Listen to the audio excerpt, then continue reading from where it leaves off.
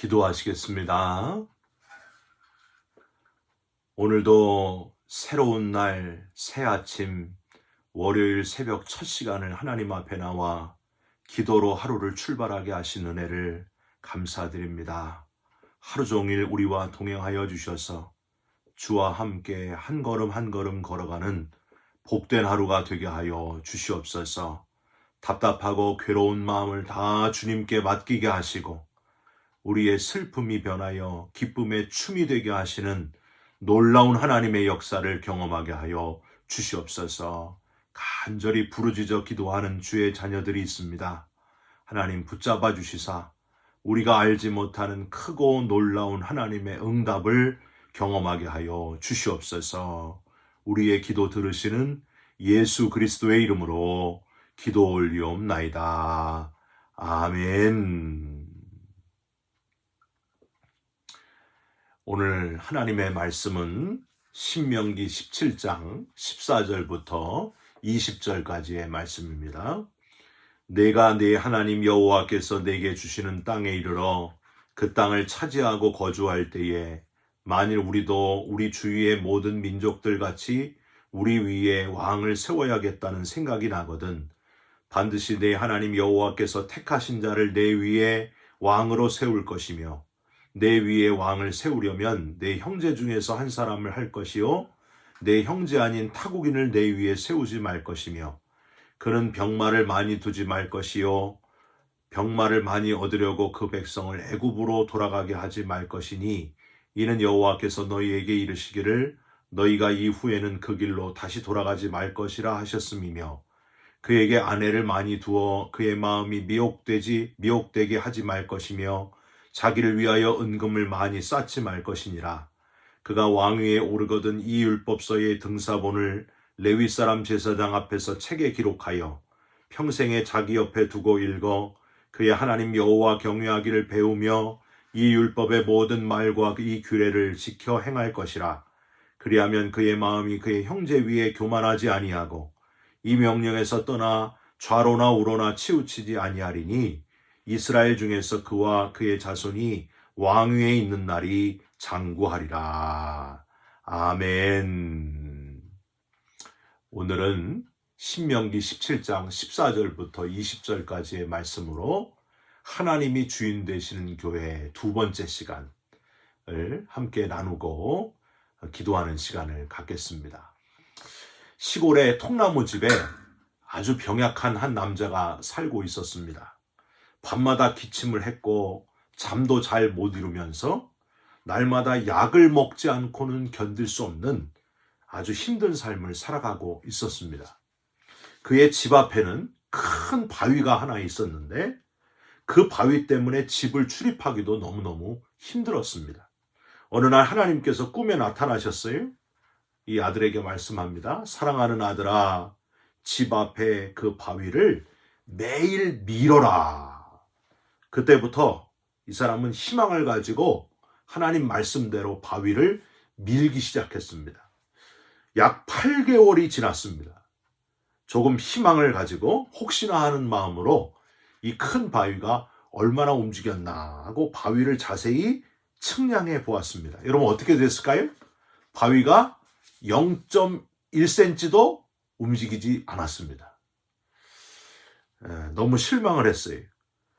현관에 앉아가지고 지난 8개월간 힘썼던 것이 헛수고구나. 원통해가지고 바닥을 치면서 엉엉 울다가 또 잠이 들었습니다. 꿈에서 하나님이 나타나셨어요. 또 나타나셨어요. 이 사람을 위로하십니다. 사랑하는 아들아, 왜 그렇게 울고 슬퍼하느냐. 하나님 때문입니다. 말씀하신 대로 제가 지난 8개월 동안 하루도 쉬지 않고 저 바위를 밀고 또 밀었습니다. 근데 바위를 재보니까 0.1cm도 움직이지 않았습니다. 이게 뭡니까 하나님? 너무 하시는 거 아닙니까? 하나님이 이렇게 말씀하셨습니다. 사랑하는 아들아, 나는 너에게 바위를 옮기라고 말한 적이 없다. 나는 너에게 그냥 바위를 밀라고 하지 않았느냐. 그래도 너무 하시는 거 아닙니까?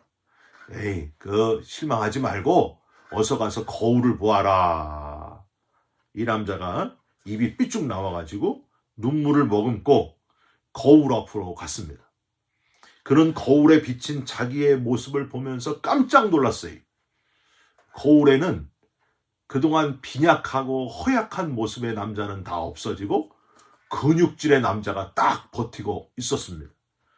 예, 배에 식스팩이 있는, 저는 쓰리팩이 있는데 이 남자가 배에 식스팩이 있는 거예요. 이 사람은 놀라면서 이번에는 감격의 눈물이 솟아났습니다. 밤마다 하던 기침도 없어졌고 매일 기분이 상쾌했었고 잠도 잘 잤었구나. 아, 이게 하나님의 뜻이었구나. 나는 그것도 모르고 하나님을 원망하고 말았구나. 하나님의 계획은 바위의 위치를 변화시키는 것이 아니라 바로 이 사람을 변화시키는 것이 바로 하나님의 뜻이었습니다.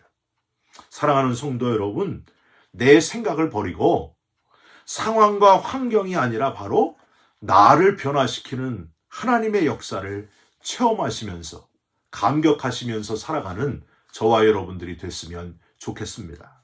우리는 지난 주일에 하나님이 주인 되시는 교회 첫 번째 시간으로 예배 그리고 장소에 대한 내용을 함께 나누었고요. 오늘은 하나님이 주인 되시는 교회 두 번째로 하나님의 방식을 고집하고 하나님의 뜻을 구하는 것, 그게 바로 하나님이 주인 되시는 교회의 모습이다 하는 사실을 나누고 싶습니다. 하나님이 주시는 주인 되시는 교회가 되려면 내 방식, 내가 원하는 것을 내려놓아야 된다는 거예요. 우선 오늘 본문 신명기 17장 14절에서 20절, 여러분 무슨 이야기입니까? 신명기는 모세의 설교입니다. 모세의 설교들 중에 하나님의 뜻을 전하고 있습니다. 이게 하나님이 원하시는 것이다. 14절을 한번 보세요. 내가 내 하나님 여호와께서 내게 주시는 땅에 이르러서 그 땅을 얻어 거할 때에, 즉 약속의 땅 가나안에 들어가게 될 때에 만일 우리도 우리 주위의 열국같이 우리 위에 왕을 세우라는 뜻이 나거든. 즉 이스라엘 백성들이 주변의 열국같이 왕을 세워달라고, 왕을 세워주옵소서 할 때에는 하나님이 이렇게 왕을 세우고 이런 왕을 세우라 하시는 말씀, 그 말씀이 오늘 본문에 나와 있는 말씀입니다. 그런데 여러분, 우리가 이 말씀을 보고서 바로 하나님이 왕 세우라고 하셨구나, 이렇게 오해해서는 안 됩니다. 하나님은 이스라엘 백성들 중에 왕 세워지는 걸 원하지 않으셨어요. 이스라엘 백성들이 직접 하나님을 왕으로 섬기는 것을 원하셨습니다. 왜냐하면 인간 중에 아무리 훌륭한 사람이라도 지도자가 되면, 권력을 가지면 변질되기 때문에, 이걸 너무나 잘 알고 계셨기 때문에 변질되고 유혹에 쉽게 넘어가고 하나님을 떠나고 백성들을 힘들게 할 것을 누구보다도 하나님은 잘 알고 계셨기 때문입니다. 하나님만이 우리의 왕이십니다. 하나님만이 나의 왕이십니다. 눈에 보이지는 않지만 철저한 신본주의, 하나님 중심주의로 살아가기를 원하셨습니다. 그런데도 백성들이 고집을 부려서 눈에 보이는 왕을 세우려고 하거든 어쩔 수 없다, 이런 왕을 세워보도록 해라 하고 어쩔 수 없이 모세의 설교를 통해서 하신 말씀, 이런 왕을 한번 세워보도록 해라 하는 말씀이 바로 오늘 본문입니다. 실제로 이스라엘 백성들은 어떻게 했을까요? 첫 번째 왕을 세운 그때부터 하나님 말씀대로 하지 않고 내 고집 부린 그 결과의 고통을 고스란히 겪어야 했습니다. 첫 번째 왕 누구였어요? 사울왕 아닙니까? 사울왕. 처음에 사울왕이 왕으로 뽑혔을 때는 행구 사이에 숨을 정도로 너무 부끄러움을 타고 또 겸손한 그런 왕이었습니다. 그런데 사울왕이 사울이 죽인 자는 천천히요 다윗이 죽인 자는 만만이로다 하고 백성들이 다윗을 다 좋아하니까 거기서 질투심 때문에 그때부터 헷가닥 해가지고 어떻게 해요? 다윗을 죽이려고 수년 동안의 세월을 허비하게 됩니다. 그래서 결국에는 다윗을 죽이지도 못하고 길보아 산에서 스스로 칼에 엎드러져서 목숨을 끊었던 왕이 바로 이스라엘 첫 번째 왕, 백성들이 그토록 원해서 세운 왕, 사울 왕의 마지막 모습이었어요. 여러분 얼마나 허무해요. 이게 이스라엘 백성들이 그렇게 원하던 왕의 마무리되는 모습이었다는 거예요. 우리는 하나님이 어쩔 수 없이 세우려면 이런 왕이어야 된다 하는 기준을 보면서 우리 인간의 약함과 한계를 깨닫고 하나님의 방식과 뜻을 발견할 수 있다고 하는 거예요. 첫 번째로 하나님이 택하신 자를 세워라 이렇게 말씀하셨습니다. 15절 한번 보세요. 반드시 내 하나님 여호와의 택하신 자를 내 위에 왕으로 세울 것이며. 사람의 선택이 얼마나 잘못되고 아주 헛된 것인지를 잘 표현해주고 있는 표현이에요. 하나님이 선택하는 자를 세우라 지금 이렇게 명령하고 있어요. 사람은 주로 외모를 보거나 편견을 가지고 팔은 안으로 굽기 때문입니다. 그래서 잘못 선택하기 때문이에요. 사무엘상 16장에 보면은 사무엘이 사울왕 다음 두 번째 이스라엘 왕을 선택하기 위해서 이새의 집을 찾아가게 됩니다. 이새의 집에 가가지고 아들들을 오게 해라. 그랬더니 첫 번째 아주 멋진 아들 엘리압이라고 하는 첫째 아들이 딱 앞으로 오는 거예요.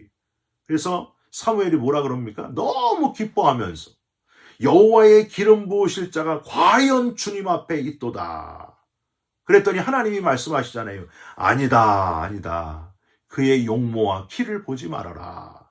첫째 아들 엘리압이 아주 저처럼 키도 훤칠하고 얼굴도 잘생겼던 것 같아. 근데 그가 아니다. 내가 이미 그를 버렸노라. 내가 보는 것은 사람과 같지 아니하니 나 여호와는 중심을 보느니라. 첫 번째로 외모로 사람을 판단하는 그 인간의 약한 모습을 우리는 여기서 발견할 수 있습니다. 여러분 한국 사람은 특별히 더 이 외모에 집착하는 사람들 아닙니까? 그게 하나님의 방식이 아니라는 거예요. 겉모습만 뻔드르르하다고 왕이 될 만하다고 그래서 왕으로 세우면 안 된다는 거예요. 누구를 택하게 됩니까? 막내 아들, 8번째 아들. 그 자리에 있지도 않은 저 들판에서 혼자 양치고 있는 그 아들을 불러오라 그래가지고 그를 딱 보니까 그의 얼굴빛이 붉고 눈이 빼어나고 얼굴이 아름답더라. 이가 그니 일어나 기름을 부어라. 지금 누가 선택하셨어요? 하나님이 선택하셨습니다. 인간의 선택이 너무 편협하고 편견이 있기 때문에 하나님이 직접 왕으로 두 번째 왕으로 다윗을 선택하는 것을 우린 여기서 보게 됩니다. 그저 겉모습 눈에 보이는 것으로 판단하는 인간의 한계, 우리는 그걸 내려놓고 하나님의 선택을 찾으려고 애를 써야 됩니다. 그게 바로 하나님이 주인 되시는 교회의 모습이라고 하는 거예요. 사랑하는 성도 여러분, 내 판단, 내 방식을 철저히 내려놓고 하나님의 선택, 하나님이 어떻게 선택하시는지를 체험하고 거기에 순종하는 저와 여러분들이 되시기를 주님의 이름으로 부탁드립니다. 두 번째로, 말을 많이 두지 말고 아내를 많이 두지 말고 은금을 자기를 위하여 쌓지 말라 하셨습니다. 여러분 16절과 17절이에요. 병마를 많이 두지 말라, 말을 많이 두지 말라 하는 거는 당시의 군사력은 바로 이 말이었습니다. 말이 많으면은 전쟁에서 승리하는 거예요. 군사력이 강한 거예요. 그러니까 하나님보다 눈에 보이는 군사력을 더 의지할까봐 왕이 하나님을 의지해야 되는데 하나님보다 자기 군사들을 더 의지할까봐 이걸 경계하시면서 주시는 말씀입니다. 여러분 사무엘하 24장에는요. 이스라엘 최고의 왕인 다윗이 내 군사가 얼마나 되는지 인구조사를 실시해요. 그래서 그것 때문에 인구조사한 것 때문에 전염병이 와가지고 7만 명이나 되는 백성들이 죽게 된 이야기가 나와 있습니다. 여러분 지도자들이 제일 빠지기 쉬운 유혹이 이거라고 하는 거예요. 내 군사가 얼마나 되나, 내 조직의 구성원들이 얼마나 되느냐, 그걸 바라본다는 거예요. 여러분 저는요 목사님들 모임을 가는 걸 별로 좋아하질 않아요. 왜 그러느냐, 목사님들이 모이면 꼭 하는 이야기 때문이에요. 꼭 무슨 얘기 할까요? 이 이야기 때문에 어떤 목사님은 어깨가 축 늘어지고 목사님들 모임에서 실망하시고요. 어떤 목사님은 어깨가 막 팍 펴지면서 목에 기부스를 하시는 분들이 있어요. 무슨 이야기일까요? 성도님들 몇 명이나 모이세요. 꼭 목사님들이 모이면 서로 그거를 나눈단 말이에요. 그래서 성도가 적게 모이는 교회 목사님은 이 말 때문에 어깨가 축 늘어지고 큰 실망을 하게 됩니다. 한 영혼이라도 좋습니다. 한 명이라도 소중히 여기면서 목회하겠습니다. 이런 열정이 식어버릴 수 있다는 거예요. 내가 나이가 60이 다 되었는데 성도가 이 숫자밖에 안 되니까 얼마나 창피한가 하면서 괴로워하시는 분들을 보면서 참 마음이 안타깝습니다. 또 반대로 성도님들이 많으면 왜 그렇게 목사님이 목이 곧아지는지 몰라요. 막 아주 하시면서 아무것도 안 하려고 하시고 그냥 폼을 잡고 계시고 그러시는 분들이 있어요. 여러분, 이거 하지 말라는 거예요. 군사를 말이 얼마나 많은가 이런 것 거기에 너무 연연하지 말아라. 두 번째로 아내를 많이 두지 말라 하는 건 여러분 뭘까요? 강대국과의 정략 결혼이에요. 하나님이 아니라 역시 눈에 보이는 정치적인 힘을 의지하는 모습입니다. 솔로몬은 실제로 아내를 많이 두다가 정치적인 이유로 아내를 많이 뒀어요. 몇 명이나요? 1000명이나 되는 아내를 두다가 결국에 어떻게 됩니까? 우상숭배, 이방에서 데려온 그 아내 때문에 우상숭배를 처음엔 조금 허용하다가 더 허용하다가 우상의 산당을 지어주고 나중에는 뒤끝이 좋지 않은 왕으로 끝나고 맙니다. 이게 안 된다는 거예요. 아내를 많이 두지 말 것이에요. 역시 눈에 보이는 정치적인 힘을 의지하지 말아라. 그 뜻입니다. 또 하나 17절에 보시면 은금을 쌓지 말라 이렇게 되어 있어요. 왕은 은금을 쌓지 말라. 근데 거기 자기를 위하여라는 표현이 같이 나와 있는 것을 보게 됩니다. 그러니까 처음에는 왕이 나라를 위하여 내가 왕이 되겠다 하고 통치를 아주 잘하려고 합니다. 근데 결국에 돈이 많아지고 재물이 많아지면 통제력을 잃어버리고 그 돈, 재물을 누구를 위하여? 자기를 위하여 쌓게 된다. 그걸 지금 경고하는 거예요. 내 걸 챙기게 된다. 내 것 챙기는 게 먼저가 된다. 처음에는 나라를 위하여 내 목숨을 바치겠다고 막 훌륭한 왕이 되겠다고 하지만 그 권력을 가지게 되면은 변질된다. 결국에는 이기적인 한 인간이 되고 만다. 바로 그 뜻입니다. 여러분, 우리가 목사님 때문에 실망하는 이유가 뭐예요? 목사님 보고 실망하는 이유가 뭡니까? 바로 목사님들이 처음에는 순수한데 영혼 사랑하는 마음이 아주 간절하신데 교회가 커지면서 변질되는 분들이 많기 때문에 여러분 목사님 때문에 실망하는 것 아닙니까? 목사님들을 파송하는 감독님들도요. 종신제, 권력이 커지면서 영혼에는 관심이 없고 그렇게 변질되는 모습을 보면서 우리가 얼마나 마음이 아픈지 몰라요. 자기를 위하여 성도들에 대한 관심보다는 자기 이름을 내려고 하고 교회 이름을 크게 내려고 하고 우리 교회가 크기가 어마어마하다 이런 거 자랑하느라고 영혼 사랑하는 마음을 놓쳐버리는 목회자가 너무나 많다는 거예요. 너무나 세속하고 변질된 모습. 처음에는 괜찮다가 돈이 많아지면 변질되는 그 아주 인간적인 그 모습을 보면서 우리가 실망하는 것 아닙니까? 여러분, 하나님은 인간이 세우는 지도자들이 다 이렇게 쉽게 변질되고 유혹에 넘어갈 것을 미리 내다보시면서 그래서 왕 세우지 말아라. 그냥 나만 보고 살면 안 되겠냐. 하나님만 나의 왕이십니다. 이렇게 믿고 살아가기를 원하셨던 분이 바로 하나님이셨습니다. 쉽지 않겠지만 유혹에 넘어가는 대부분의 왕, 지도자들, 그런 자들 따라가지 말고 하나님은 여기 그래도 마지막에 뭐라고 표현하시냐면 이걸 붙들고 올바른 왕이 되라 하고 마지막 교훈의 말씀을 하고 계십니다. 그게 뭐냐? 18절, 19절의 말씀입니다. 그러니까 인간이 세우는 왕은 다 이게 변질되기가 쉽다. 눈에 보이는 왕 안 세우면 안 되겠느냐. 그러나 굳이 꼭 너희들이 왕을 세우고 싶다면 그 왕은 18절, 19절을 꼭 지키면 그래도 괜찮은 왕이 될 수 있을 것이다. 그 교훈을 말씀하고 있습니다. 18절, 19절 같이 읽을까요?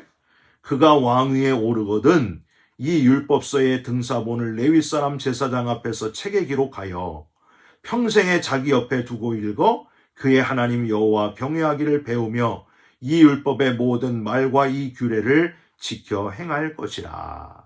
즉 하나님의 말씀을 가까이 하며 하나님 여호와 경외하기를 배우며 지키는 자이어야 변질되지 않는다. 그 말씀을 지금 하고 있습니다.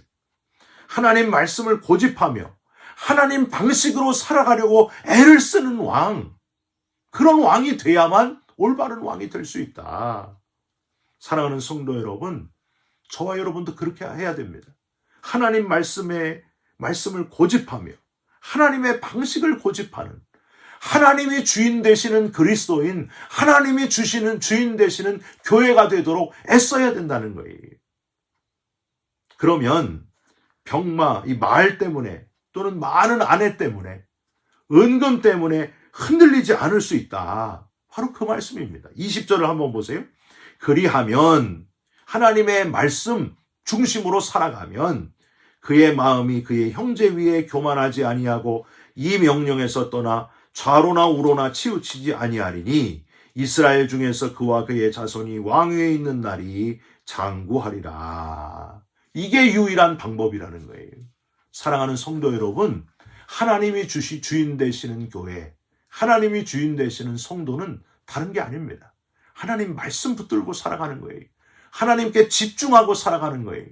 날 위해 하나밖에 없는 독생자를 내어주신, 너무 큰 사랑을 베푸신, 나를 구원해 주신 하나님께 집중하면서, 하나님 말씀에 집중하면서, 하나님의 방식을 고집하면서 살아있는 그리스도인으로, 하나님이 주인 되시는 그리스도인으로 살아가시기를 예수님의 이름으로 축원드립니다. 기도하겠습니다.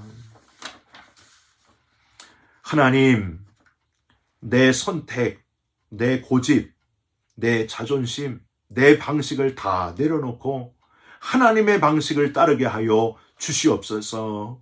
우리의 마음, 우리의 생각을 하나님이 다스려 주옵소서. 내 힘이 얼마나 되는지, 내가 가진 것이 얼마나 많은지 그런 유혹을 내려놓게 하시고, 힘 있는 사람을 의지하는 마음도 내려놓게 하시고, 내가 얼마나 쉽게 유혹에 넘어가는 사람인지를 인정하게 하시고 다시 말씀으로 돌아가는 우리 모두가 되게 하여 주시옵소서. 살아있고 운동력이 있어 좌우의 날선 검보다도 더 예리한 하나님의 말씀, 혼과 영과 및 관절과 골수를 찔러 쪼개기까지 하는 능력의 말씀 위에 우리의 신앙의 기초를 든든히 세워가는 견고한 그리스도인들이 되게 하여 주시옵소서. 예수 그리스도의 이름으로 기도 올리옵나이다. 아멘. 하늘에 계신 우리 아버지여, 이름이 거룩히 여김을 받으시오며 나라가 임하시오며 뜻이 하늘에서 이루어진 것 같이 땅에서도 이루어지이다. 오늘 우리에게 일용할 양식을 주옵시고 우리가 우리에게 죄진 자를 사하여 준 것 같이 우리 죄를 사하여 주옵시고 우리를 시험에 들게 하지 마옵시고 다만 악에서 구하옵소서. 대개 나라와 권세와 영광이 아버지께 영원히 있사옵나이다. 아멘. 사랑하는 성도 여러분, 오늘도 내 방식, 내 고집, 내 식을 다 내려놓고 하나님의 방식을 고집하면서 하나님 말씀 위에 굳건히 서가는 복된 하루가 되시기를 주님의 이름으로 부탁드립니다. 여러분 사랑합니다. 축복합니다. 감사합니다.